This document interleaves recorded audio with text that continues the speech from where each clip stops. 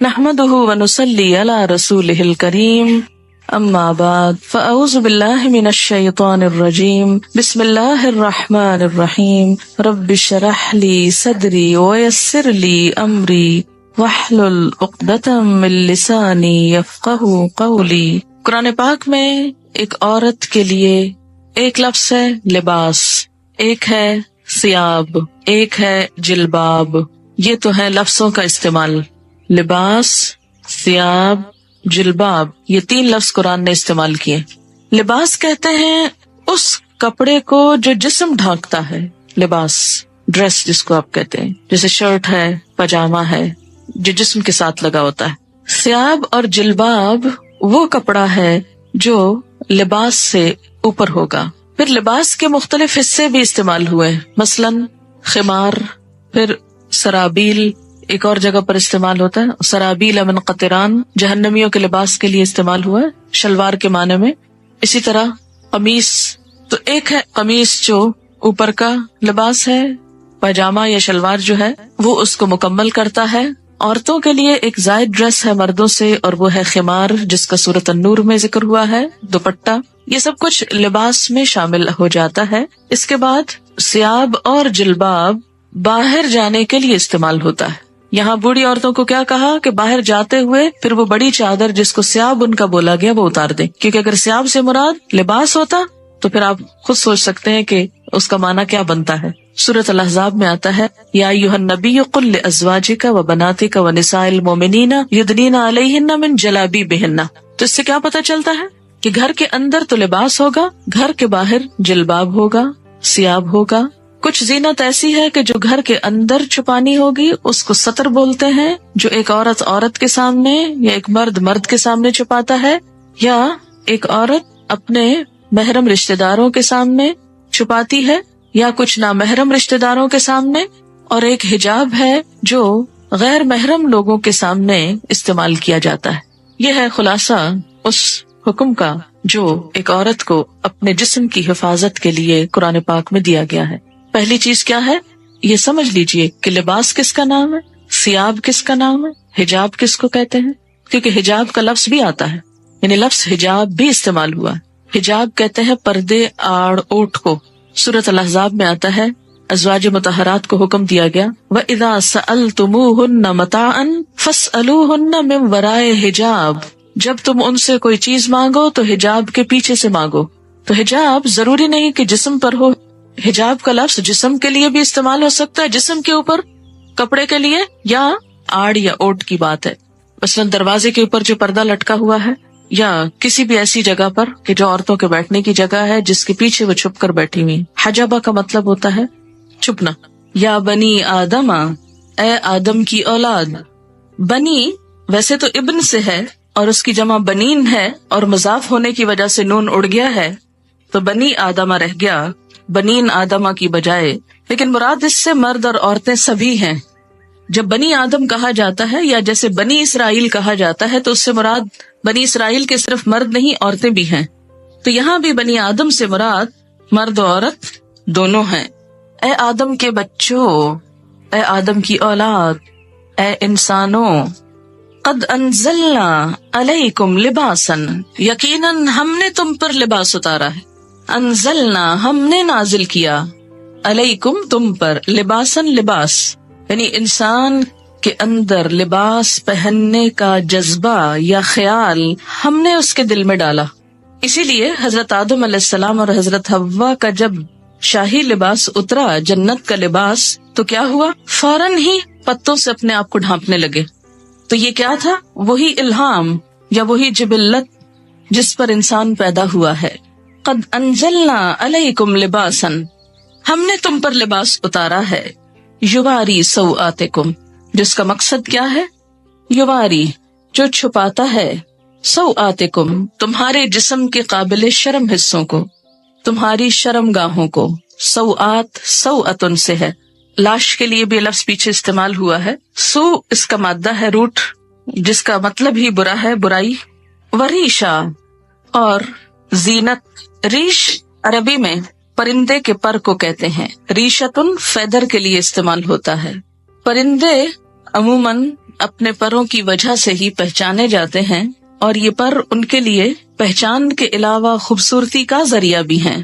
اسی لیے ریشہ کا ترجمہ زینت کیا گیا ہے۔ زینت کے علاوہ پر حفاظت کا ذریعہ بھی ہیں، گرمی سردی سے بچاؤ کا ذریعہ بھی۔ تو یہاں پر لباس کے دو مقاصد بتائے گئے، نمبر 1 کہ وہ جسم کو ڈھانپے، اور نمبر 2 انسان کو حسن بھی بخشے، انسان کے لیے زینت حاصل کرنے کا ذریعہ بھی ہو، خوبصورتی کا سامان بھی ہو۔ عموماً ہمارے ہاں یہ تصور پایا جاتا ہے کہ اگر کوئی شخص نیک ہے، پارسا ہے، تو اسے کھدر کا لباس پہننا چاہیے، یا بے ڈھنگا لباس ہونا چاہیے، یا اس کے ساتھ خوبصورتی کا کوئی تعلق نہیں۔ قرآن کی یہ آیت اس تصور کی تردید کرتی ہے۔ اگرچہ یہ ضرور ہے کہ لباس سادہ ہو، کمفرٹیبل ہو، انسان اسے پہن کر کام کر سکے، لیکن یہ نہیں کہا گیا کہ وہ دیکھنے والے کی شخصیت کو بدنما کر دے۔ جہاں تک یواری سوآتکم کا تعلق ہے تو لباس کی 2 چیزیں بتائی گئیں کہ وہ شفاف نہ ہو، وصاف نہ ہو۔ شفاف کا مطلب کیا ہے؟ ٹرانسپیرنٹ نہ ہو، یواری چھپائے۔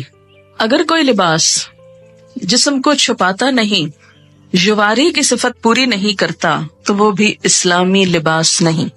اور دوسرا وصاف نہ ہو۔ وصاف کا کیا مطلب؟ اتنا ٹائٹ نہ ہو کہ جس سے جسم کے اعضاء الگ الگ نظر آنے لگے۔ نہ مردوں کے لیے یہ پسندیدہ ہے اور نہ ہی عورتوں کے لیے۔ اب آپ دیکھیں کہ یہ جو شرط لگائی گئی، یواری جو چھپائے، اب ذرا سب اپنے اپنے لباس کو دیکھیں، کہیں آپ کا جسم جھلک تو نہیں رہا؟ دیکھیں نا، خود کو نہیں دیکھ سکتے، خود کو نہیں دیکھ سکتے، شرم، اپنے آپ سے شرم، تو دوسروں سے شرم نہیں آتی، اور اس سے بڑھ کر اللہ سے نہیں آتی۔ ہم مسلمان ہیں، ہم اس وقت سب سے زیادہ مقدس محفل میں بیٹھے ہوئے ہیں، اگر اس محفل میں بیٹھ کر اللہ کا حکم پورا نہیں کر سکتے، کہاں کریں گے؟ فطرت میں ہے نا، اس لیے ابھی دین سے نہیں پوچھیں، فطرت سے پوچھیں۔ تو میں نے آپ سے کہا تھا کہ ہم سب اس آیت کی روح سے خود کو پرکھتے۔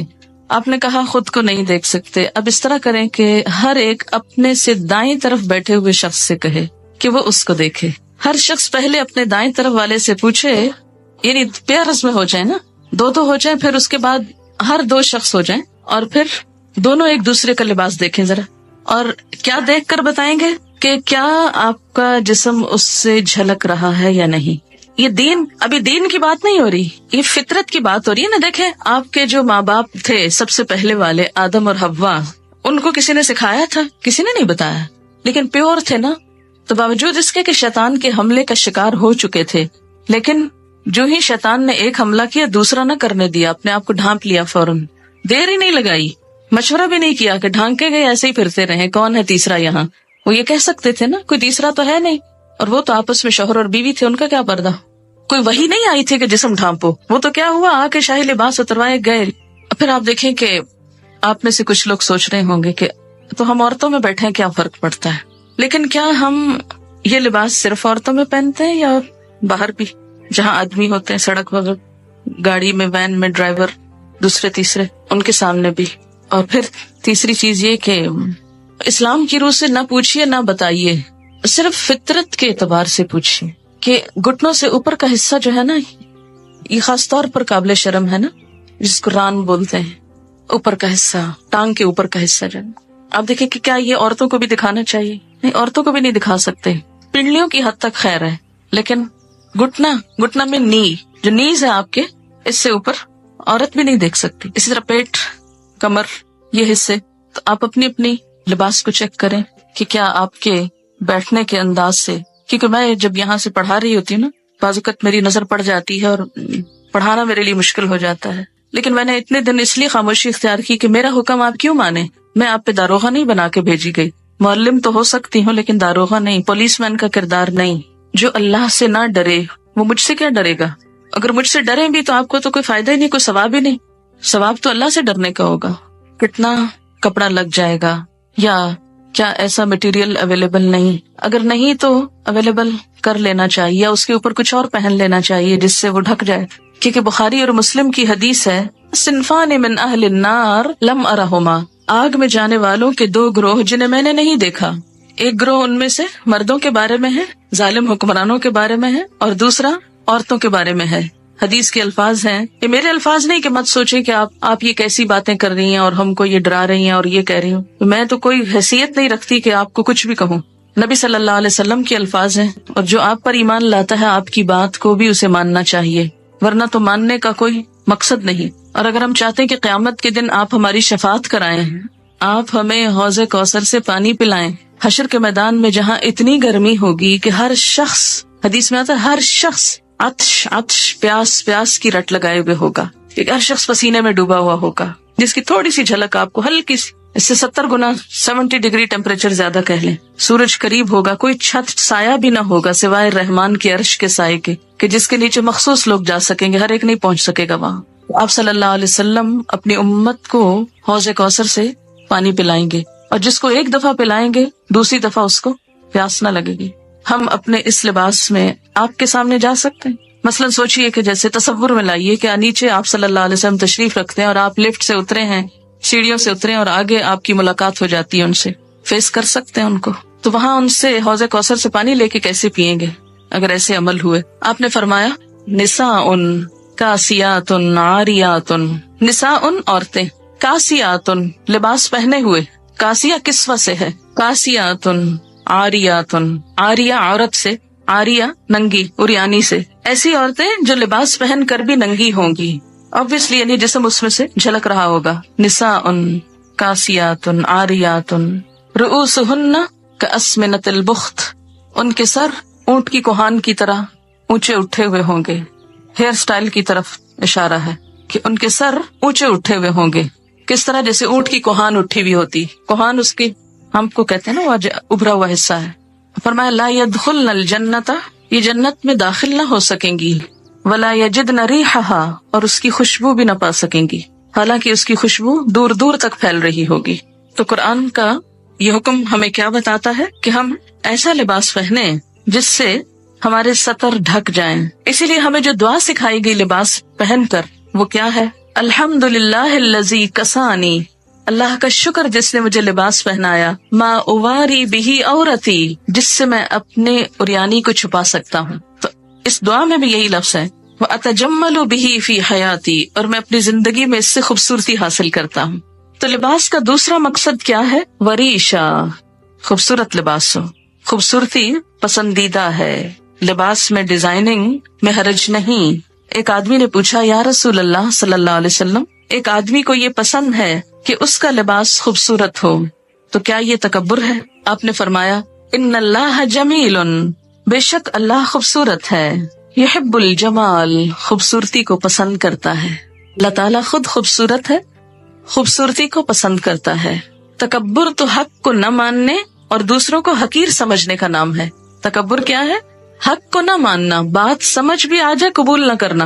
جیسے آج یہ بات ہوئی، اب آپ میں سے کچھ لوگ اپنے عمل کو بدل لیں گے اور کچھ پرواہ بھی نہیں کریں گے، کوئی نہ کوئی تعویل ڈھونڈ لیں گے. کسی کا تو کچھ نقصان نہیں اس میں، ان کا اپنا ہی ہے. فرمایا تکبر تو حق کو نہ ماننا اور دوسروں کو حقیر سمجھنا ہے. البتہ شہرت کے لیے لباس پہننے پر وعید ہے.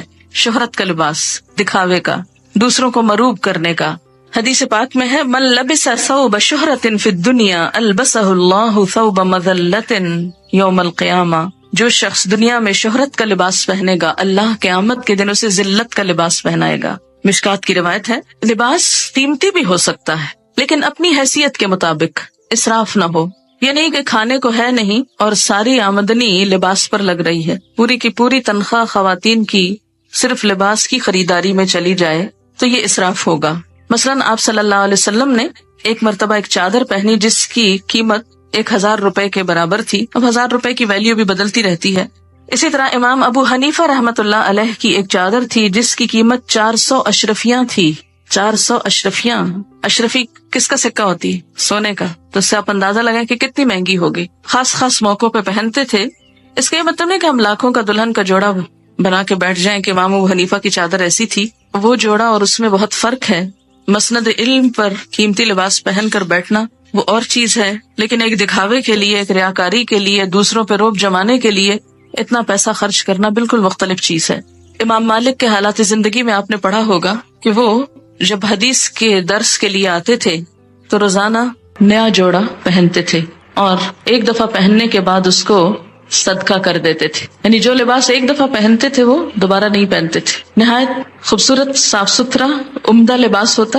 جب ان سے پوچھا گیا کہ آپ ایسا کیوں کرتے ہیں تو وہ کہتے کہ نبی صلی اللہ علیہ وسلم کی حدیث یا آپ کی مجلس کے وقار کے لیے، کیونکہ ہر مجلس کا ایک وقار ہوتا ہے.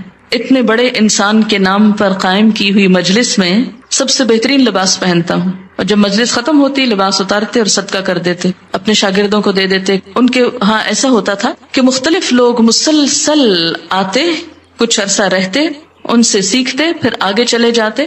تو یہ طالب علم بھی ہوتے تھے، مسافر بھی ہوتے تھے، اور ان کے پاس یہ لباس کہاں سے آتے تھے؟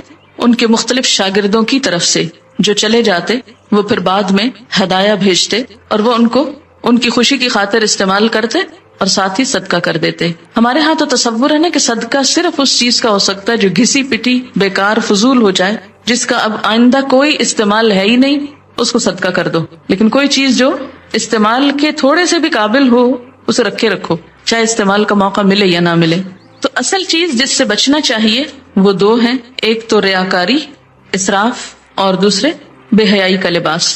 لباس انسان کی شخصیت کا بھی پتہ دیتا ہے. لباس انسان کے باطن کا رنگ ہوتا ہے کہ وہ اندر سے کیسا ہے. جیسا وہ اندر سے ہوتا ہے ویسے ہی وہ لباس پہنتا ہے. ہر شخص کی اپنی ایک چوائس ہوتی، اپنا اس کا ایک ڈیزائن ہوتا ہے، اپنا ایک سٹائل ہوتا ہے. پھر جو خوبصورت بات یہاں پتہ چلتی ہے وہ یہ ہے کہ خوبصورت لباس کو ریش، پر سے تشبیہ دی گئی. اس وقت کچھ پر آپ کو دکھانے کے لیے لائے ہیں. ذرا ان پروں کو آپ دیکھیے کہ کوئی انسان ایسی خوبصورت چیز بنا سکتا ہے. یہ آپ دیکھیں، اس کا کبھی قریب سے آپ شیڈ دیکھیں تو آپ حیران ہو جائیں، کیونکہ ہم دیکھتے بھی ہیں نا مور، تو کہاں دیکھتے ہیں؟ دیکھتے ہی نہیں. ہم اپنے لباس نہیں دیکھتے تو موروں کے کہاں دیکھیں گے؟ ابھی آپ کہہ رہے تھے نا، دیکھا ہی نہیں جاتا. کس قدر خوبصورت، ایسے لگتا ہے جیسے کسی نے دھاگے سے باقاعدہ وہ کڑھائی کی ہوئی ہے، اور اتنے خوبصورت شیڈ، اتنے زبردست کہ انسان حیران رہ جاتا ہے. اور ایسا تھریڈ، اتنا سلکی تھریڈ تو ہم ویسے خود بھی پروڈیوس نہیں کر سکتے. اس میں وہ نظافت اور لچک، اور پھر آپ دیکھیں کہ کس خوبصورت طریقے سے اس کی آؤٹ لائن بنائی ہوئی ہے، اور آؤٹ لائن کے ساتھ بھی شیڈز ہیں. اور پھر جو پر اٹھے ہوئے ہیں یہ آپ دیکھیں کتنی ترتیب کے ساتھ، جیسے کسی نے باقاعدہ ٹرمنگ کی ہوئی. یہ خود ہی بن گئے، خود نہیں بن سکتے. اللہ تعالیٰ نے پرندوں کو تو خود ہی دے دیا، خود ہی پہنا دیا. ہمیں عقل دی اور کیا کہا؟ استعمال کرو اور اپنے لیے خوبصورت لباس بنا لو. اب دیکھیں کہ جب بہت سارے لوگ ایسی کڑھائی وغیرہ کرتے ہیں تو ان کی، یعنی کڑھائی والے کپڑے پہننا منع نہیں ہے، تقویٰ کے خلاف نہیں ہے، ان کا بھی روزگار ہو جاتا ہے. کئی دیہاتوں میں بیٹھی لڑکیاں، بچیاں جو اپنی زندگی، جن کو اور کوئی کام کرنے کو نہیں، کوئی پڑھ لکھ نہیں سکتی، کتنی خوبصورت خوبصورت چیزیں بناتی، لیکن ہم ان پہ بڑا ظلم ڈھاتے ہیں کہ بہت ہی اونے پونے داموں لے کر ان کی آنکھوں سے اور ان کے صلاحیتوں سے مذاق کرتے ہیں. پھر اسی طرح آپ دیکھیں، اس میں بھی آپ دیکھیں کیسا شیڈ ہے، اتنا خوبصورت. اور ان کی جو نرمی اور ملائمت ہے، ہم بھی اتنے عقل مند نہیں کہ اتنے خوبصورت کپڑے پہننا جانے. ہمارے کپڑے تو خوب اکڑے ہوئے ہوتے، انکمفرٹیبل، کہ جس میں سانس نہ آئے، کام نہ کر سکیں. پرندوں کے پر خوبصورت ہونے کے ساتھ ساتھ اتنے پریکٹیکل ہوتے ہیں کہ ان کو اپنا کام کرنے میں کوئی دشواری نہیں ہوتی. ہم بعض اوقات خوبصورت لباس پہننے کے شوق میں ایسا لباس پہن لیتے ہیں کہ جو بالکل پریکٹیکل نہیں ہوتا. پڑھاتے وقت اگر ساتھ یہ بھی دکھایا جائے تو تھوڑی سی فیلنگ اچھی آتی ہے کہ اللہ تعالیٰ نے کیا کیا خوبصورتی پیدا کی اور کس کے لیے پیدا کی. یہ پرندے ادھر ادھر اڑتے پھرتے، ان بیچاروں کو تو خود تو کلرز پتہ نہیں اپنے نظر بھی آتے ہیں کہ نہیں. یہ کلرز دیکھنے کی صلاحیت بھی انسان کو ملی. ہم انسان ایکسٹریم پہ چلے جاتے ہیں. ہماری ایکسٹریمز کیا ہیں کہ یا تو دین کے نام پہ، تقویٰ کے نام پہ ہم بالکل بدھو بن جاتے ہیں اور دنیا کی کسی چیز سے کوئی فائدہ نہیں اٹھانا چاہتے. ملنگ کہلانا دوسرے لفظوں میں نیک کہلانا ہے. اسلام میں کسی ملنگی کا کوئی تصور نہیں. یہ بعد کے نظریات ہیں، سادھو اور بھکشو اور معلوم نہیں کیا کچھ. اللہ تعالیٰ نے اپنی یہ تخلیق ہمیں سکھانے کے لیے، ہمیں دکھانے کے لیے پیدا کی ہے. کس کے لیے ہے یہ سب کچھ؟ اللہ تعالیٰ فرماتے تمہارے لیے. ہمارے لیے کیا؟ کہ ہم اس سے سبق سیکھیں. انسان نے جانوروں سے بھی بہت کچھ سیکھا ہے. اپنی حیثیت کے اندر رہتے ہوئے، اپنی شخصیت کے مطابق ساتر لباس، خوبصورت لباس، خواہ پینٹنگ ہو، کڑھائی ہو، مکیش ہو، تلہ ہو اور کچھ اور ہو جو آپ کو آتا ہے اور مجھے نہیں آتا، یہ سب کچھ منع نہیں ہے. لیکن موقع کی مناسبت سے، حدود کے اندر رہتے ہوئے اور پہلی شرط مانتے ہوئے، یواری سواتکم۔ معلوم نہیں شیطان نے ہمیں کیوں سجھا دیا کہ ننگا ہونا زیادہ خوبصورتی ہے اور جسم کی نمائش کو خوبصورتی بنا دیا، سی تھرو کپڑے پہنانا زیادہ عقل مند کہلانے کا سبب سمجھایا، حالانکہ ایسا نہیں ہے۔ سارے جانوروں کے لباس اللہ نے خود ہی پہنا دیے اور وہ بےچارے ایک ہی ڈیزائن میں رہتے ہوئے دنیا سے چلے جاتے ہیں، جبکہ انسان کو ایک لباس نہیں دیا، اس کو سکن کلر دیا جس کے اوپر ہر خوبصورت چیز نمایاں ہو جاتی۔ آپ دیکھیں نا، سکن کلر کا کارپیٹ ہو تو اس کے اوپر فرنیچر کتنا نکھرتا ہے۔ تو اسی طرح آپ کو اللہ نے سکن کلر کا جسم دیا جس کے اوپر خوبصورت رنگوں کے لباس، خوبصورت کڑھائیوں کے لباس آپ کے لیے حسن کا سبب ہے۔ یہی اگر آپ کی سکن بلو کلر کی ہوتی تو آپ کتنے لمیٹڈ کلرز پہن سکتے تھے، کیونکہ بلو کے اوپر ہر کلر پھر سوٹ نہیں کرتا۔ اسی طرح اگر آپ گرین ہوتے، سوچے نا تھوڑا سا، تو کیا نظر آتے۔ کتنی وسیع چوائس دی ہے اللہ نے آپ کو، ہم شکر نہیں کرتے، شکر نہیں بجا لاتے۔ اور آپ کو معلوم ہے کہ ایک پرندے پر تقریباً 10,000 مختلف قسم کے پر ہوتے ہیں، بعض پر اڑنے کے کام آتے ہیں، بعض جسم کے ساتھ ہوتے ہیں، اس کی شیپ نمایاں کرتے ہیں۔ اسی طرح فلفی ہوتے ہیں، نرم ہوتے ہیں، آرام دہ ہوتے ہیں۔ تو لباس بھی اگر آرام دہ ہو، نرم ہو، سلکی ہو، کمفرٹیبل ہو تو اس میں حرج نہیں، گناہ کی بات نہیں۔ ہاں، مردوں کے لیے سلک حرام قرار دی گئی، اگر ان کے لیے حلال ہوتی تو شاید عورتوں کے حصے میں بہت تھوڑی آتی۔ حدیث ہے، آپ صلی اللہ علیہ وسلم جب کوئی نیا کپڑا پہنتے تو اس کا نام لے کر فرماتے کہ اللہ نے مجھے یہ عنایت فرمایا، اور پھر دعا پڑھتے، اللہم لک الحمد انت کسوتنیہ اسألک خیر ما صنع لہ واعوذ بک من شرہ وشر ما صنع لہ۔ اے اللہ، تیرے لیے ہی سب تعریف ہے، جیسا کہ تو نے مجھے یہ کپڑا پہنایا، میں تجھ سے اس کی بھلائی اور اس چیز کی بھلائی کا سوال کرتا ہوں جس کے لیے یہ بنایا گیا، اور میں تیری پناہ چاہتا ہوں اس کی برائی سے اور اس چیز کی برائی سے جس کے لیے یہ بنایا گیا۔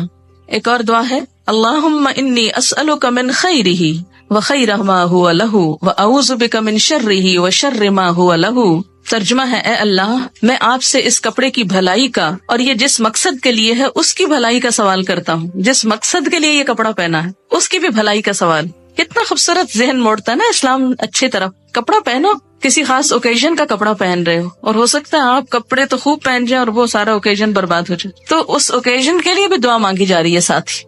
اگر آپ یہاں آنے سے پہلے یہ دعا پڑھیں تو اس سارے کام کی بھلائی کی دعا ہو جائے گی، اور اس کی برائی سے، یعنی اس لباس کی برائی سے اور یہ جس مقصد کے لیے ہے اس کی برائی سے تیری پناہ چاہتا ہوں، تو آپ محفوظ بھی رہیں گے۔ حضرت عمر فرماتے ہیں، نبی صلی اللہ علیہ وسلم نے فرمایا، نئے کپڑے پہنتے ہوئے یہ دعائیں پڑھیں، الحمدللہ الذی کسانی ما اواری بہ عورتی واتجمل بہ فی حیاتی۔ سب تعریف اللہ کے لیے ہے جس نے مجھے یہ کپڑا پہنایا جس سے میں اپنے شرم کی چیز چھپاتا ہوں اور اپنی زندگی میں اس کے ذریعے خوبصورتی حاصل کرتا ہوں، اور پھر پرانے کپڑے کو صدقہ کر دے تو زندگی میں اور مرنے کے بعد خدا کی حفاظت اور خدا کے چھپانے میں رہے گا، یعنی اس کا عیب ڈھک جائے گا۔ جب ننگا ہوتا ہے نا تو فرشتے ساتھ چھوڑ دیتے ہیں جو حفاظت کرتے ہیں، جو ہی فرشتے ساتھ چھوڑتے شیطان حملہ آور ہوتا ہے۔ اگر آپ بسم اللہ پڑھ کر اپنے لباس اتار کر چینج کرتے وقت یا نہاتے وقت تو انشاءاللہ تعالیٰ بہت سی چیزوں کے شر سے محفوظ رہیں گے۔ اس کے بعد فرمایا، وَلِبَاسُ التَّقْوَىٰ، اور تقویٰ کا لباس۔ ایک لباس انسان کے ظاہر کا ہے اور ایک لباس انسان کے باطن کا ہے۔ تقویٰ کہاں ہے؟ دل میں۔ التقویٰ ہاں ہونا، تقویٰ یہاں ہے، اندر ہے، دل میں ہے۔ تو دل کا لباس، جس طرح ظاہر کو خوبصورت بنانا ضروری ہے اور اس کو چھپانا ضروری ہے، اسی طرح باطن کو بھی، اندر کو بھی خوبصورت بنانا ضروری ہے۔ ظاہر تو لوگ دیکھتے ہیں، باطن اللہ دیکھتا ہے۔ ہم لباس میں کتنا زیادہ اس بات کا خیال کرتے ہیں کہ لوگ کیا کہیں گے۔ لوگ کہیں گے، لو ہر وقت ایک ہی لباس پہنا ہوتا ہے، روز وہی، ہر پارٹی میں وہی، اور صرف لوگوں کی نظروں میں جچنے کے لیے ہم کتنی بڑی بڑی رقمیں خرچ کر دیتے ہیں، کتنے بازاروں کے ٹیلرز کے پاس چکر لگاتے ہیں، کتنا پیسہ لگاتے ہیں۔ مکان بنانے کے بعد جو زیادہ خرچ آتا ہے کھانے پینے سے بھی بڑھ کر وہ عموماً لباس پر ہوتا ہے۔ لیکن اندر کے لباس کو خوبصورت بنانے کے لیے جسے صرف اللہ دیکھتا ہے، اس کے لیے ہم کیا کرتے ہیں؟ لباس التقویٰ، تقویٰ کا لباس باہر بھی ہوگا، ظاہر ہے کہ وہ جب اللہ کی مرضی کے مطابق ہوگا تو تقویٰ کا ہوگا، اور اگر شیطان کی مرضی کے مطابق ہے، یاد رکھیے شیطان نے لباس اتروائے تھے، تو اگر ہم اللہ کی مرضی کا نہیں پہنیں گے تو مطلب کیا ہے کہ شیطان کی مرضی کا ہے، تو وہ تقویٰ کا لباس نہیں ہو سکتا جو ایک شیطانی لک دیتا ہو یا شیطان کو خوش کرتا ہو۔ اور اسی طرح اندر کا لباس، دل کا لباس اللہ کا خوف، تقویٰ کیا ہے؟ اللہ کا خوف، حق کو مان لینا، اپنے لیے اور دوسروں کے لیے ایک ہی معیار، خود کو بندہ سمجھنا، تواضع اختیار کرنا، یہ سب کچھ اندر کے لباس میں ہے۔ اپنے دل کو، اپنے اندر کو حسد، بغض، نفرت، عداوت سے پاک کرنا، وہ چیزیں جو ہم ظاہر نہیں کر سکتے اندر بھی جمع نہ کر کے رکھیں۔ آپ کسی سے نفرت کرتے ہیں، ظاہر نہیں کر سکتے تو کوشش کریں اندر سے بھی نکل جائے، اس پہ توجہ نہ دیں۔ پھر فرمایا ذالک خیر، یہ اچھا ہے، یہ زیادہ اچھا لباس ہے۔ ظاہری لباس پہ تو بہت وقت لگاتے ہو، توجہ دیتے ہو، اندر کے لباس کو بھی توجہ دو، اور یہ زیادہ اچھا ہے۔ جسے تقویٰ کا لباس مل گیا اسے سب کچھ مل گیا۔ لعلہم یذکرون، شاید کہ وہ نصیحت پکڑیں، شاید کے بات سمجھ جائیں۔ اللہ تعالیٰ یہ کیوں کہہ رہے شاید کے؟ یہ کیوں نہیں کہتے وہ ضرور مان جائیں گے، ضرور نصیحت قبول کریں گے؟ اللہ تعالیٰ سچ فرما رہے ہیں نا، شاید کے کیوں کہہ رہے ہیں شاید کے؟ اس لیے کہ ہم ہیں ہی ایسے کہ جن سے شاید ہی کی توقع ہے، شاید یہ کر لیں، ضروری نہیں کہ کریں، اور اللہ کو تو کوئی پرواہ نہیں، نہ بھی کریں، ہاں جانا اسی کے پاس ہے۔ لعلہم یذکرون، سورۃ النور، نور کا مطلب ہے روشنی، اور اگر سورۃ نور پڑھی ہی نہ جائے تو روشنی کہاں سے آئے گی؟ اس میں خاص طور پر خواتین کے لیے روشنی ہے، بہت سی ہدایات ہیں۔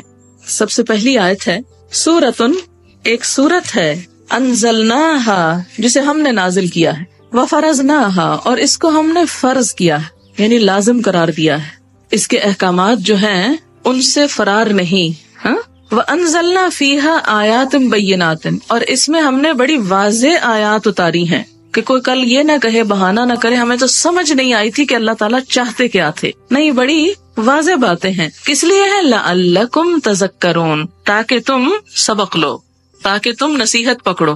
یہ لفظی ترجمہ نصیحت پکڑو، تاکہ تمہیں یاد دہانی ہو جائے، ذکر بمانا یاد دہانی۔ قُلْ لِلْمُؤْمِنِينَ، کہہ دیجئے مومن مردوں کو، یغضوا، جھکا کر رکھیں، من ابصارہم، اپنی نگاہوں میں سے، ویحفظوا، اور حفاظت کریں، فروجہم، اپنی شرمگاہوں کی، ذالکا، یہ بات، ازکا لہم، زیادہ پاکیزہ ہے ان کے لیے، ان اللہ، بے شک اللہ تعالی، خبیرن، باخبر ہے، خبر رکھنے والا ہے، بما یصنعون، ساتھ اس کے جو کچھ وہ کر رہے ہیں۔ اس آیت میں مومن مردوں سے خطاب ہے اور اگلی آیت میں مومن عورتوں سے۔ آپ جانتے ہیں کہ قرآن پاک کے بہت سے احکام یا ایھا الذین آمنوا کہہ کر مردوں اور عورتوں کے لیے برابر طور پر کہہ دیے جاتے ہیں، لیکن وہ احکامات جن میں خصوصی تاکید کی ضرورت ہوتی ہے اور مردوں اور عورتوں کے حکم میں بھی کچھ فرق ہوتا ہے، ان کو الگ الگ بیان کیا جاتا ہے، جس کی ایک مثال تو یہاں سورۃ النور میں ہے، ایک اور مثال سورۃ الحجرات میں ہے۔ سورۃ الاحزاب میں بھی خواتین کا نام لے کر مردوں اور عورتوں دونوں کو الگ الگ طور پر کچھ باتیں بتائی گئی۔ ان میں سے زیادہ تر احکامات معاشرتی زندگی سے متعلق ہیں،